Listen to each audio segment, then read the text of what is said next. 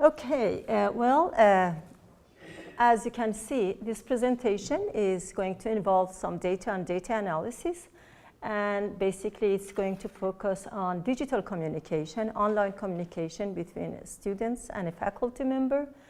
And I am going to basically touch upon communication styles as was presented before. But I am going to talk about communication styles and cultural actually representations in English as lingua franca. So even though time is limited, my goal is to talk about English as an international language, very briefly talk about email communication as one form of digital communication and some of the unique characteristics of this CMC, and then talk about different cultures and different societies.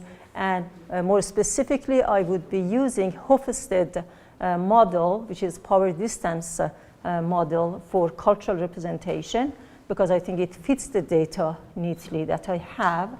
And then I am going to focus only on openings and closings in email communication. I would be talking about the data analysis, findings, and some concluding remarks. Basically, when we talk about English as lingua franca or English as an international language, I will be using them interchangeably, and some researchers have actually made a distinction. I'm not making any distinction between these two terminologies here.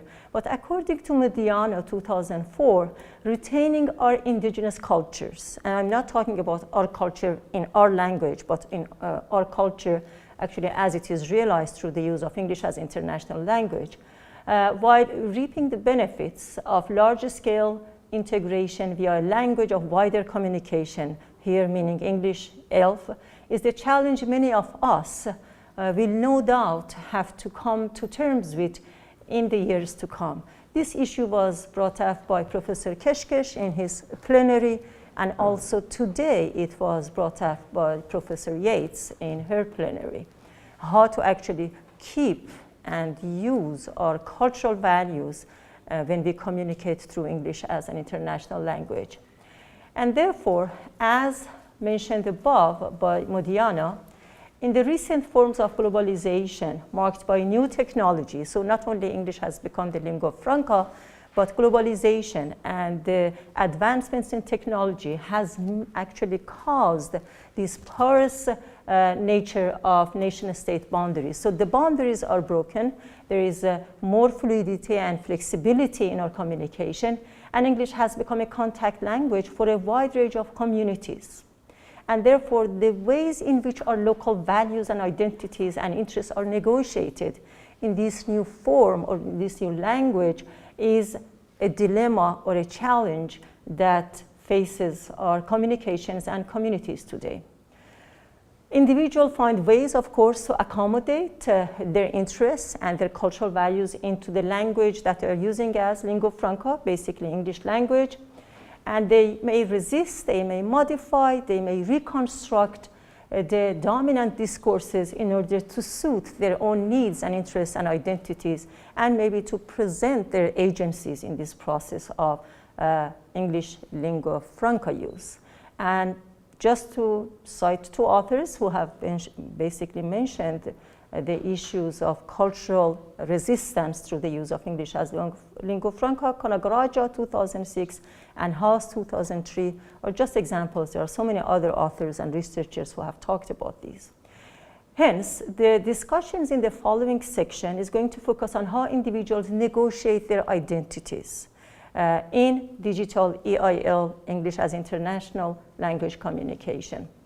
Now, since I am going to include data from digital communication, I'd like to touch upon what we mean by digital communication based on the research that is done. Digital communication, according to Murray 2000, is created from a mixture of written and oral language. So it's neither written nor oral totally. It's a hybrid form of language that we use, a hybrid form of discourse. And some scholars believe that the new conventions of the internet provide a flexible forum where multilinguals can represent local identities and values. So they believe it's easier actually to present your local values through digital communication than face-to-face communication. Other scholars feel that the suspension of conversational maxims and norms of face-to-face interaction can reduce the motivation for negotiating differences. So they believe there is more egalitarian, actually, status when we are involved in digital communication. Examples from online intercultural communication show that it is a new discourse as well as a new social practice. So digital communication has differences definitely socially and discursively and linguistically from face-to-face communication. For example, LAMP 2004 documents the socialization of two bilingual immigrant Chinese girls in a chat room in which participants develop a hybrid language variety. And here hybrid is not necessarily spoken and written, but it's a hybrid that distinguishes them from both their English-only peers, so neither like the English-dominant speakers, or from their Cantonese-only peers. Similarly, Block 2004 shows how Chinese learners of English drew on the Chinese rhetorical tradition when communicating in a Usenet group in English, thereby creating a hybrid form of English for that particular context. So the hybridity and fluidity is not only, I would say, in the spoken and written mixture of the language or linguistic realizations, it's actually the hybrid form of cultural values as well. Now, as far as openings and closings, which are going to be the focus of this presentation, I have given you some definitions from Searle and other authors. They define greetings and partings similarly as expressive elocutionary acts, attempt to express your psychological state, they lack propositional content, and they do not necessarily require sincerity, and you just want to recognize the other person's presence. In digital communication, more specifically, they frame the interaction. They kind of start and end social encounters, and they are highly ritualistic according to the authors that I have cited here. I am going to actually analyze the data on a scale of formal to informal, and it was brought up by the previous speaker also. And the dichotomy of formal versus informal, actually I'm using Crystal and some other researchers like Bjork 2007 to actually show what is formal and what is informal, because not always that is an easy dichotomy to make.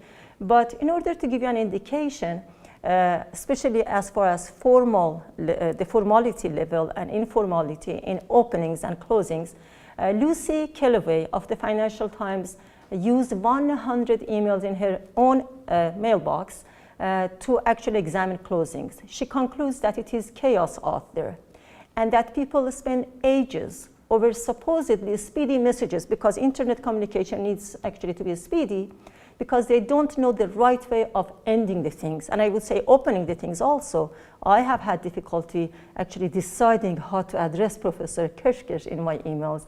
Sometimes should I say Isfan in order to show my intimate relationship or closer relationship. And so that is a dilemma for students also. The point is further illustrated by actually a cartoon that accompanies the article, and the caption of the cartoon reads, "Help me here. I'm looking for an ending somewhere between I beg to remain, sir, your obedient servant," very formal, and "ciao, baby," extremely informal. So this dilemma of which closing and which opening to use and how to move from this formal to informal actually scale is a dilemma for native language users, and I would say more challenge maybe for non-native English language users also. So the cultural dimension paradigm that I am using here, and actually Bjork has used it also, is Hofstede.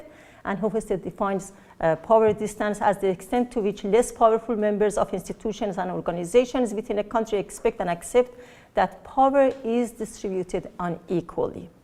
And what is interesting about this cultural dimension paradigm is that Hofstede relates his power dimension paradigm to educational systems, and in a high and in our actually context, we are using the emails in an academic context. So a high PD educational situation comprises teacher-centeredness, teacher-student inequality. Teachers are treated with maybe more respect. Educational process is teacher-centered, and teachers do not expect to be contradicted or criticized. I have to move faster. These are the research questions. I want to see if the students from high PD countries which are non-native speakers basically, are more likely to choose a formal greeting than those from low PD countries, which is the native speakers here and come from American English background. And these are mostly the Anglo speakers we are using here, so we are not using the African American, Hispanic American, and other users. And we are using natural data, which is email communication. The same research questions are actually used for closing here. The corpus, I have collected 510 emails, and some of them, I would say about 1/4 of them from native speakers, which I consider low PD culture, American English native speakers, and the others from non-native speakers, and they include different nationalities. And according to Hofstede dimensions, these nationalities, which I would present later, they all belong to high PD cultures. So the research question 1, and this is the formal to informal scale that I have used according to Bjork 2007, and she has used other researchers' scale, and to actually decide where the greetings come into the formal, informal, and basically this is the result of the data. So I have the ranking by Hofstede, which is high, high, high, and low is the US culture, as you can see. And the countries, the non-native English-speaking students' emails are listed here. I am sorry for the limitation of time. I have to go fast here.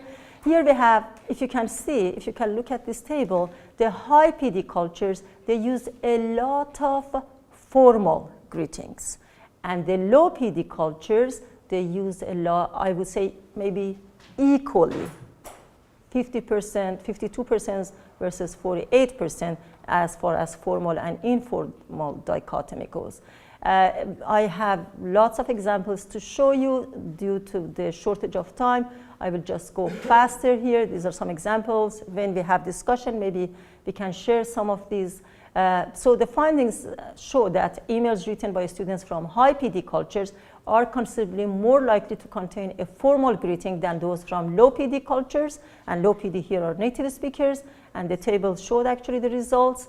And also there are some other differences. There is more variety in the high PD culture language use, and also there is a lot of hybridity. You have formal and informal together, so it's not easy to dichotomize and to actually break the data into formal, informal. Similar actually results were found for closings. This is the scale that I have used to divide and to categorize the data into formal, conventional, and informal personal. And these are the examples from the high PD closings that comes from the email data. These are examples from the low PD closings, again from the much more straightforward, much less varied among the low PD cultures. And this is the result, very similar for closings to openings. And basically, I do not go into the pedagogical implications in order to stick to the time and leave some room for discussion. Thank you very much for your listening.